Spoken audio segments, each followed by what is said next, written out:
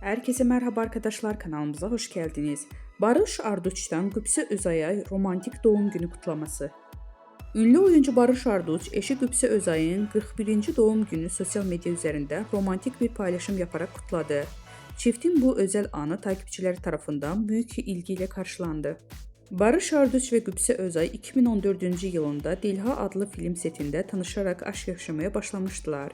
2020-ci yılında evlənərək bu özel ilişkilərini taçlandıran çift 2022-ci yılında isə büyük heyecanla bekledikləri kızları Jan Asya'nı kavuşmuşdu. Barış Arduç ve Qübsə Özay çifti kızları Jan Asya adını verdiler. Özel hayatlarının gözlerden uzak tutmayı tercih eden ünlü çift, zaman zaman ayrıldıkları iddialarıyla gündeme gelmişti. Ancak bu iddialara yanıt veren çift, bir tatilde Alaçatı'da birlikte objektiflere yansıdı. Denizde birlikte giren ikili kendilerini görüntüleyen gazetecilere el sallayarak samimi bir şekilde selam verdi.